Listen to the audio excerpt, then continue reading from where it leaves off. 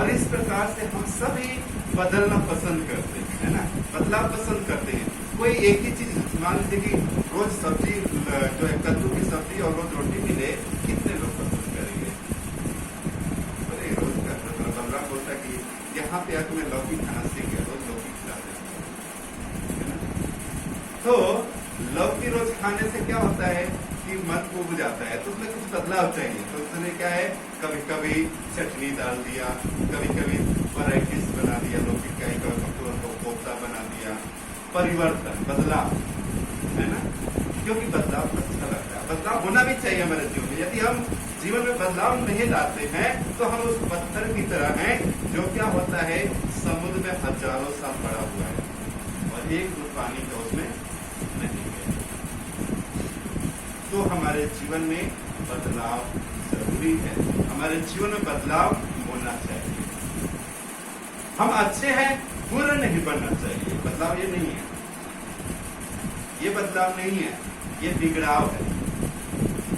हमारे जीवन में हम अच्छे हैं और अच्छे होना है और अच्छे होने हैं, ताकि हम जो ध्येय है, हमारा जो लक्ष्य है, हमारा लक्ष्य मैंने शुरू में बताया, लक्ष्य क्या है, स्वर्ग राज्य। मैंने शुरू में बताया कि हमारा जो लक्ष्य है, हम इस पृथ्वी पर जो है परमानेंट नहीं है। हम जानते हैं ना, क्योंकि हम एक वचन गाते हैं कि ये जीवन है माटी का पुतला, है ना, जो गिर के टूट जाते हैं, है ना, या आंख का जो पानी का बुलबुला है, टूटते ही खत्म हो जाते हैं। हमारे जीवन की इस प्रकार से क्षणिक है। हमारा जो एक्चुअल, जो हमारा शाश्वत घर है, वो कहाँ है, स्वर्ग है। हम वहां के वासी हैं। यहाँ पर हम पिकनिक मनाने आते हैं।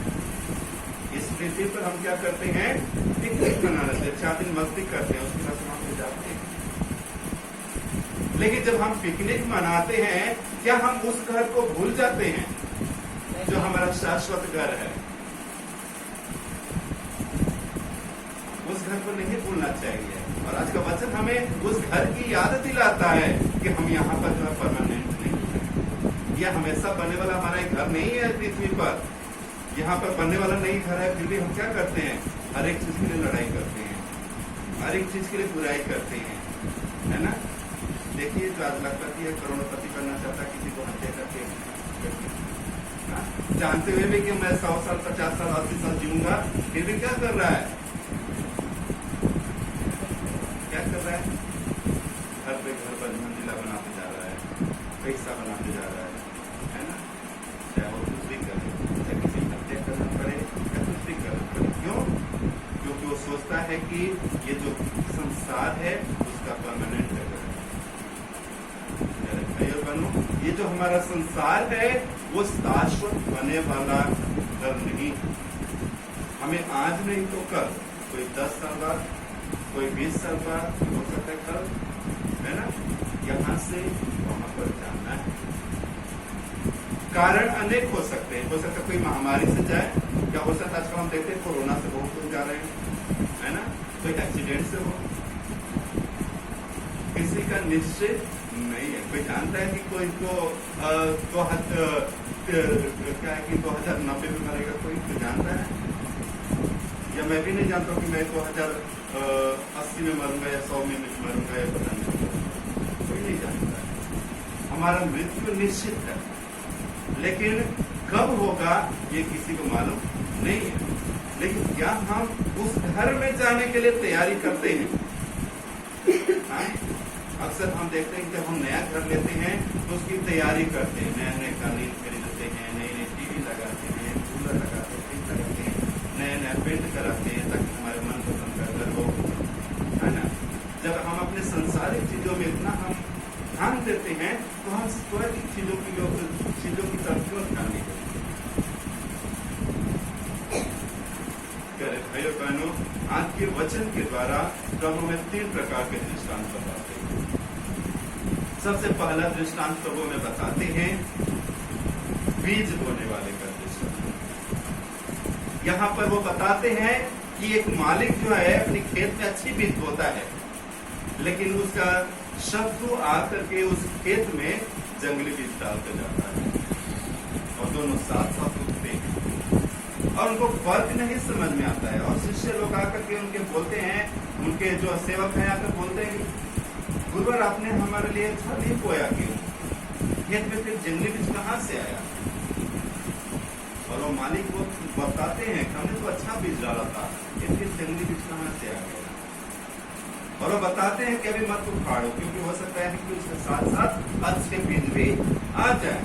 समय दे दो, उनको बढ़ने दो, उनको फलने दो, और जब हम काटेंगे तो हम उसको अलग अलग करेंगे ताकि कुछ भी नुकसान न हो।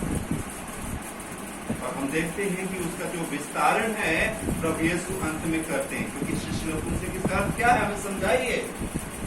और प्रभु यीशु कहते हैं कि बीज बोने वाला मानव पुत्र है, ईश्वर है, और जो उसकी बीज है उसके वचन है, वचन रोज हो जाते हैं। जो भूमि है वह इस संसार है, और जो फसल है वह सभी मैं और आप है। फसल कौन है? मैं और आप। क्या होता है कि हम फसल तो अच्छे विचारों से उत्पन्न होते हैं, है ना? जब हम जन्म लेते हैं हमारा जीवन जो है बहुत पवित्र होता है, निर्मल होता है। लेकिन जब जैसे जैसे हम आगे बढ़ते हैं शैतान हमारे जीवन में आकर कार्य करना शुरू कर देता है, शैतान अपना बीज बोना शुरू कर देता है। और जैसे जैसे हम आगे बढ़ते हैं, जैसे जैसे हम बड़े होने लगते हैं, हमारे जीवन में पाप की प्रवृत्तियां बढ़ती जाती हैं, बुराई की प्रवृत्तियां बढ़ती जाती हैं, और इस प्रकार से हम जो है अपना जीवन जो है शैतान की तरफ आकर्षित करने लगते हैं। और उस समय स्वर्गदूत आते हैं और वो देखते हैं कि हमारा जीवन किस प्रकार का है, और हमें मौका मिलता है कि कोई बात नहीं, आपने गलती किया, आप क्षमा मांगो, वापस आ जाओ, क्षमा मांगो, वापस आ जाओ। हमें प्रभु के द्वारा समय दिया जाता है। और जब हम अंतिम समय वहां पर पहुंचते हैं, वहां पर हमारा न्याय किया जाता है, अलगाव किया जाता है, और हमारे कर्म के अनुसार यदि हमारे कर्म अच्छे हैं तो हमें स्वर्ग मिलेगा, यदि हमारे कर्म अच्छे नहीं हैं तो हमें जल्दी हुई आग में झोंक दिया जाएगा। आज के सुसमाचार में हमें पहला दृष्टांत यह बताता है। और दूसरा दृष्टांत जो है एक राई के दाने का तुलना करते हुए प्रभु यीशु बताते हैं कि जो एक व्यक्ति है वो एक राई का दाना लगाया। राई का दाना सबसे छोटा होता है, लेकिन जब वो उगता है तो सभी पौधों में बड़ा होता है, एक बड़ा पेड़ बनता है, और उसके छाये में बहुत से पक्षियां निवास करती है, और बहुत से लोग वहां पर आकर के बसेरा करते हैं। राई का दाना बिल्कुल शून्य है, छोटा है, नगण्य है, लेकिन जो उसका गुण है, लेकिन जो उसकी क्वालिटी है वो अन्य पेड़ों से अलग है ना?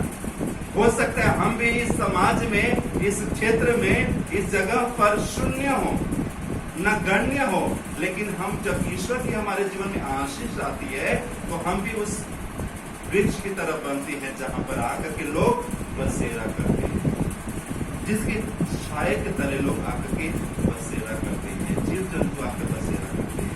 उस प्रकार का हमारा जीवन। इसका अर्थ यह है कि हमें क्या होना चाहिए?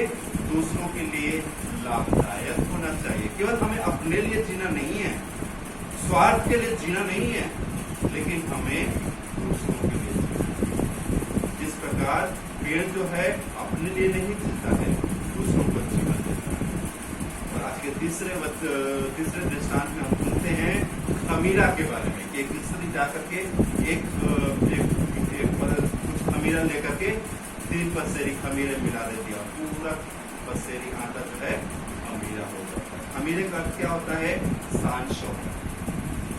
खमीरे का अर्थ जो होता है वो शान शौकत होता है, वो जो है हमारी शान को दर्शाता है खमीरा। और इस दृष्टांत के द्वारा प्रभु हमें बताना चाहते हैं कि हमारा भी जीवन उस खमीरे के सदृश हो। खमीरा जो किसी में डालते हैं तो क्या करता है, उसको बढ़िया बनाता है उसको ना। जब हम किसी चीज में डालते हैं तो क्या करता है, वो फुलाता है ना। वैसे ही हमें दूसरों के जीवन में प्रभाव डालना है, हमारे जीवन के द्वारा दूसरों को प्रभावित करना है, ताकि उनका भी जीवन एक सुंदर बन जाए, उनका भी जीवन एक आदर्श बन जाए। इससे हम एक दूसरे को मदद करना है, आकर्षित करना है। और आज के सुसमाचार प्रभु में तीनों दृष्टांतों से यही बताना चाहते हैं कि जब हम दूसरों के लिए आकर्षण का केंद्र बनते हैं, दूसरे लोग हमारे जीवन से आकर्षित होते हैं। यदि हम दूसरों के लिए लाभप्रद होते हैं, दूसरों के लिए मदद का कारण बनते हैं, और यदि हम पवित्र जीवन जीते हैं, तो हम उस स्वर्ग राज के भागी होंगे। प्रभु यही चाहते हैं कि हम सभी स्वर्गवासी हो। प्रभु हमसे यही चाहते हैं कि हम सभी स्वर्ग राज में प्रवेश करें। तो आइए प्यारे भाई और बहनों, हम अपने जीवन का मनन चिंतन करें कि क्या हम एक दूसरे के लिए लाभप्रद हैं, क्या हमारे जीवन के द्वारा दूसरे लोग लाभान्वित होते हैं, क्या मैं दूसरों के लिए एक अच्छा उदाहरण बनता हूँ। यदि नहीं तो आइए हम प्रभु को क्षमा मांगते हैं, प्रभु को धन्यवाद दे, प्रार्थना करें कि प्रभु हम सभी को उसके राज्य के लिए तैयार करें, हम सभी को पवित्र करें।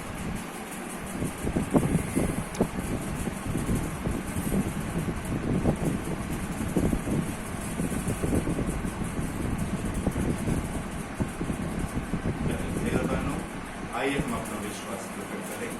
हम स्वर्ग और पृथ्वी के सृष्टिकर्ता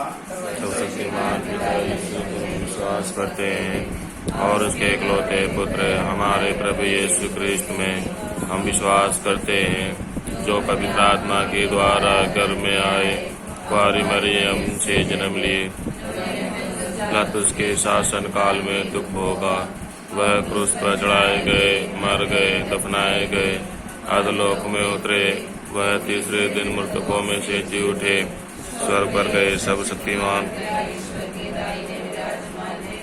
और वहां से जीवित और मृतकों का न्याय करने फिर आएंगे।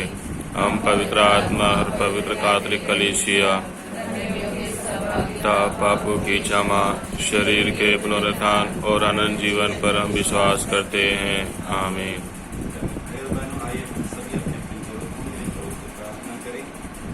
प्रभु कहता मांगो तुम्हें दिया जाए, ढूंढो तुम पाओगे, खटखटाओ तुम्हारे खुला जाएगा। इस विश्वास के द्वारा कि प्रभु हम सभी को जो मांगते हैं उन्हें देता है, जो उसके लिए खटखटाते हैं प्रभु उसके लिए दरवाजा खोलता है। आइए हम अपनी सारी जरूरतों के लिए प्रभु से प्रार्थना करें। हमारा वाक्य होगा, हे पिता हमारी प्रार्थना सुन, हे पिता हमारी प्रार्थना सुन। हे सर्वशक्तिमान पिता परमेश्वर, हम आपको धन्यवाद देते हैं आज के दिन के लिए और इस समय के लिए कि आपने हम सभी को एकत्रित किया, ताकि हम आज के मिश्र बलिदान के द्वारा आपकी महिमा का अनुभव करें, आपके वचनों को सुने। आज हम विशेषकर प्रार्थना करते हैं हमारे संत पिता फ्रांसिस के लिए। हे प्रभु, आपने एक बहुत बड़ी जिम्मेदारी आपने उन्हें सौंपी है, ताकि वो तेरी कलीसिया का नेतृत्व कर सकें। हे प्रभु यीशु, आप उन्हें अच्छा स्वास्थ्य दीजिए, लंबी आयु दीजिए, ताकि प्रभु जो जिम्मेदारी आपने सौंपी उस जिम्मेदारी को अच्छा से निभा सकें और तेरे दासियों का प्रोत्साहन करते रहें। इसके लिए मैं आपसे प्रार्थना करता हूँ। आज हम विशेषकर प्रार्थना करते हैं हमारे धर्माध्यक्ष के लिए और दुनिया भर के सभी धर्माध्यक्ष के लिए। हे प्रभु यीशु, आपने गडरे के रूप में जनता के बीच में भेजा है, चुना है। हे प्रभु यीशु, वह स्वस्थ रहे, जहाँ कहीं भी जाते हैं प्रभु उस जगह पर तेरी महिमा हो जाए, और जो भी लोग उनके द्वारा आपके वचन को सुनते हैं प्रभु, उनके वचन के द्वारा तेरी महिमा और तेरा कार्य होता रहे। प्रभु, उनके जीवन के द्वारा चिन्ह चमत्कार प्रकट कर उन्हें अच्छा स्वास्थ्य लंबी आयु प्रदान कर। इसके लिए हम आपसे प्रार्थना करते हैं। आज हम विशेषकर प्रार्थना करते हैं संसार भर के सभी पुरोहितों के लिए, विशेषकर हमारे बड़े धर्म प्रांत के सभी पुरोहितों के लिए प्रार्थना करते हैं। प्रभु, आपने बुलाहट, त्याग और तपस्या का जीवन आपने उन्हें दिया है।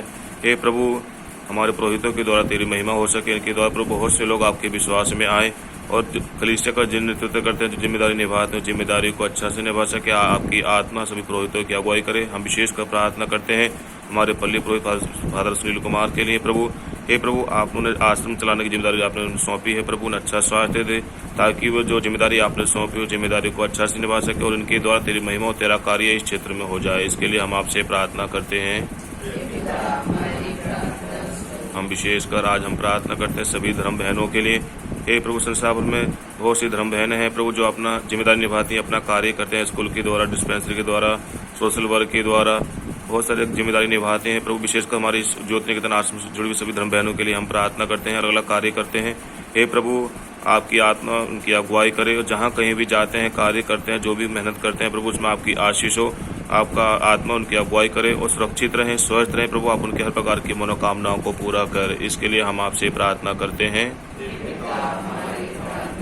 आज हम विशेषकर प्रार्थना करते हैं पूरे भारतवर्ष के लिए। हे प्रभु, हमारे देश पर आपका अधिकार हो। हमारा देश इस समय अलग अलग परिस्थितियों में घिरा हुआ है। कोरोना वायरस है, बाढ़ है, बेरोजगारी है, भुखमरी है, अन्य बहुत सारी समस्या हमारे देश के अंदर है। प्रभु यीशु, आज हम विशेषकर इस मिशन बलिदान के द्वारा आपसे प्रार्थना करते हैं प्रभु, हमारे देश में आपका शासन हो, आपका आत्मा हमारे देश में कार्य करे।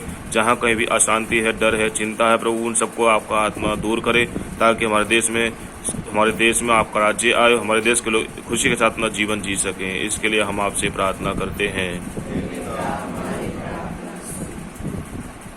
सर्वशक्तिमान ईश्वर, आज हम विशेष रूप से प्रार्थना करते हैं सदैव फादर मत्तियास के लिए, रॉबर्ट मत्तियास जो अपना जन्मदिवस मनाते हैं। हे प्रभु, आप उन्हें अच्छा स्वास्थ्य प्रदान कर, आप उन्हें लंबी आयु दे, आप उनके साथ हर समय निवास कीजिए ताकि वे जो कार्य करते हैं प्रभु, उस कार्य के द्वारा आपकी महिमा हो जाए। हे प्रभु, आज हम प्रार्थना करते हैं उनके सभी जो कार्य मिनिस्ट्री है, हे प्रभु उनमें आपको की शक्ति और सामर्थ्य दीजिए ताकि वे उसके द्वारा बहुत से लोगों का आपकी ओर आकर्षित कर सके। इसके लिए हम प्रार्थना करते हैं। हे पिता, हमारी प्रार्थना सुन। सर्वशक्तिमान ईश्वर, हम प्रार्थना करते हैं हमारे इस पल्ली के लिए, हमारे हर एक पल्लीवासियों के लिए। हे प्रभु, हमारे सारे पल्लीवासियों के ऊपर अपनी पवित्र आत्मा की शक्ति और सामर्थ्य दीजिए। उन्हें हर प्रकार की बुराई से, हर प्रकार की कमी कमजोरी से अपने बचा करके आप उनके जीवन में चिन्ह और चमत्कार प्रकट कीजिए। ये सर्वशक्तिमान ईश्वर, उनके विश्वास को गहरा कीजिए। हे प्रभु, जो भी उनकी जरूरत है प्रभु से पूरा कीजिए ताकि वे अपने मन वचन कर्म से आपकी सेवा करें और एक वो भी स्वर्ग राज्य में प्रवेश कर सके। इसके लिए हम प्रार्थना करते हैं। हे पिता, हमारी प्रार्थना सुन। सर्वशक्तिमान ईश्वर, हम प्रार्थना करते हैं हमारे सारे युवक युवतियों के लिए, विशेष करके हमारे धर्मदान के, हमारे पल्ली के सभी युवक युवतियों के लिए। हे प्रभु, बहुत से युवक युवतियाँ बेरोजगार हैं, दिशाहीन हैं। हे प्रभु, आप उन्हें दिशा दिखाइए, उन्हें मार्गदर्शन कीजिए, आप उन्हें रोजी रोटी के लिए प्रभु आशीष दीजिए ताकि प्रभु वे अपने जीवन में तरक्की पाए।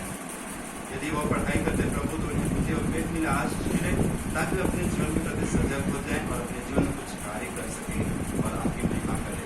इसके लिए हम प्रार्थना करते हैं। हे पिता, हमारी प्रार्थना सुन। सर्वशक्तिमान ईश्वर, हम प्रार्थना करते हैं लोगों के लिए जो नाना प्रकार के कष्ट चलते हैं, जो बीमार है, दुखी है, लाचार है, बुढ़ापे में है, विधवा है, जो अनाथ है। ये प्रभु एक एक व्यक्ति के ऊपर दया कीजिए। विशेषकर प्रभु उन लोगों के लिए प्रार्थना करते हैं जो अपने जीवन से निराश हो चुके हैं, टूट चुके हैं और अपने जीवन को समाप्त करने की सोचते हैं। हे सर्वशक्तिमान ईश्वर, उनके जीवन में एक आशा की किरण जगाइए, उनके जीवन को प्यार करना सिखाइए ताकि वे अपने जीवन को प्यार से जिए। और प्रभु, हम प्रार्थना करते हैं उन लोगों के लिए जो आज यात्रा करें प्रभु, उनकी यात्रा को सफल बने कर उचित स्थान पर पहुंचा दीजिए। और साथ ही साथ प्रभु प्रार्थना करते हैं जो बुराई में पड़े हैं, जो अन्य प्रकार के नशे और व्यभिचार अन्य प्रकार की बातों में है, ये प्रभु आप उनके जीवन को बदल दीजिए ताकि प्रभु उनका जीवन एक पवित्र जीवन बन जाए। इसके लिए हम प्रार्थना करते हैं। हे पिता, हमारी प्रार्थना सुन। हम सभी खुद सम्मान होकर अपने व्यक्तिगत जरूरतों को प्रभु के चरणों में झुकाएं।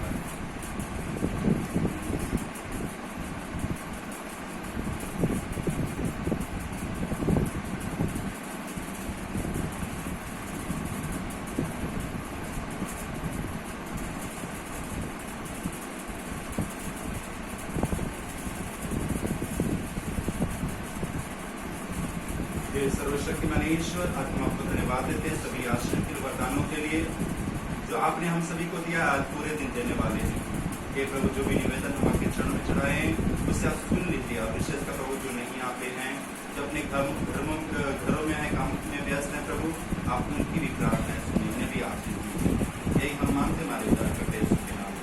आमीन।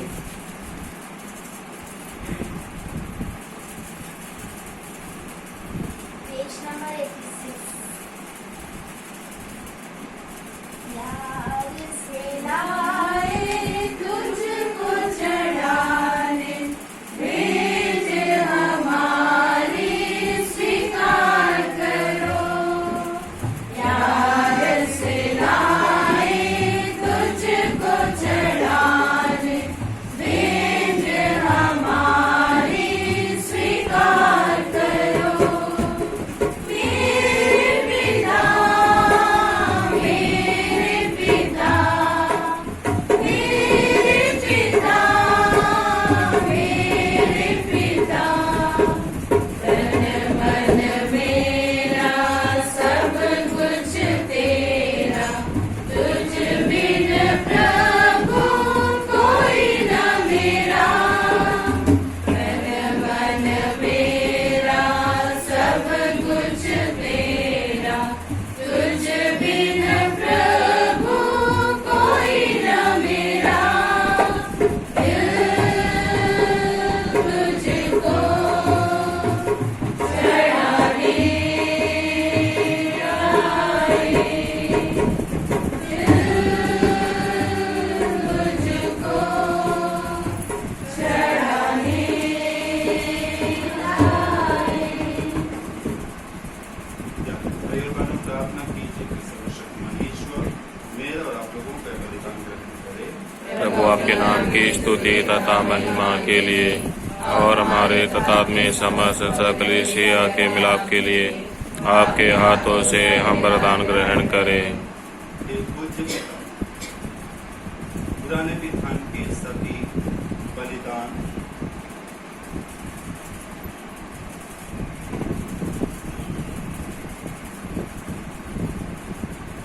क्रूस के सर्वोत्तम बलिदान द्वारा अपनी पूर्णता तक पहुंचा गए। अपने भक्तों के हाथ से उपहार ग्रहण करने की कृपा कर। जैसे हाबिल की भेंट पर उन्हें आशीष दी, वैसे ही इन पर भी अपनी आशीष दी। यहाँ उपस्थित प्रत्येक व्यक्ति ने तेरी महिमा के लिए जो भेंट चढ़ाई है, हम सभी के लिए लाभप्रद हो जाए। जो बढ़ते हमारे प्रभु के द्वारा। आमीन। प्रभु आप लोगों के साथ हो और आपकी आत्मा के साथ भी प्रभु में मन लगाइए। हम प्रभु में मन लगाए हुए हैं। अपने प्रभु परमेश्वर को धन्यवाद दे। ये उचित और आवश्यक है। हे पूज्य पिता, यह परम उचित है, हमारा कर्तव्य तथा कल्याण कि हम सदा और सर्वत्र तुझे धन्यवाद दें। तूने दया से प्रेरित होकर संसार को इतना प्यार किया कि हमारे लिए ऐसा मुक्तिदाता भेजा जो पाप को छोड़ हमारे सदृश मानव जीवन बिता सके।